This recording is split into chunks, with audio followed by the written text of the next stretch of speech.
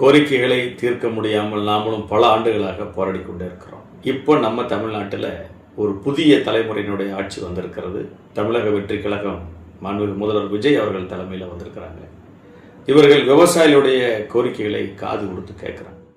ஆக நம்ம விவசாயிகளுடைய கோரிக்கைகள் பார்த்தீங்கன்னா, நம்ம மாநாட்டிலே 109 தீர்மானங்கள் போட்டோம். 320க்கும் மேற்பட்ட கோரிக்கைகள் இருக்குது. முதல்ல நம்ம விவசாயிகளுக்கான கூட்டுறவு பயிர்க்கடன் தள்ளுபடி, இனாம் நல பிரச்சனை, கறிக்கொல்லி பண்ணை விவசாயிகள் பிரச்சனை, பயிர்களுக்கான கூடுதல் விலையை அறிவிக்க கோருவது, பால் உற்பத்தி செய்யக்கூடிய விவசாயிகளுக்கு விலை அறிவிக்க கோருவது, பல்வேறு கோரிக்கைகளை தொடர்ச்சியாக நம்ம அரசாங்கத்திற்கு வச்சிருக்கிறோம்.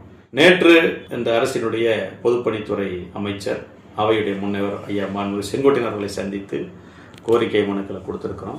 முதல்வரை சந்திக்க இருப்பதற்கும் நேரம் கேட்டு கடிதங்களை கொடுத்துருக்கிறோம். முதல்வர் கவனத்துக்கு கொண்டு போகிறதாக சொல்லி நம்மளையெல்லாம் அன்போடு உபசரித்து வரவேற்று நமக்கும் அவர் சால்வை அணிவித்து ஒரு பூங்கொத்து கொடுத்து விவசாயிகளுக்காக இந்த தேர்தலில் நாம் திமுகவை புறக்கணிப்பதற்காக செய்த பணிகளை பாராட்டினார். நம்ம சங்கத்தின் சார்பில் செய்த பணிகளை எல்லாமே நாம் அவருக்கு முழுசாக ஆவணப்படுத்தி இருக்கிறோம். ஆக தொடர்ச்சியாக இந்த அரசோடு பேசி கலந்து நின்று நமது கோரிக்கைகளை தொடர்ச்சியாக வலியுறுத்தி விவசாய கோரிக்கைகளை நிறைவேற்றுவதற்கு அனைத்து முயற்சிகளையும் தமிழக விவசாயிகள் பாதுகாப்பு சங்கம் எடுத்துக் கொண்டிருக்கிறது என்பதை உங்களுக்கெல்லாம் அன்போடு தெரிவித்துக் கொள்கிறோம். நன்றி, வணக்கம்.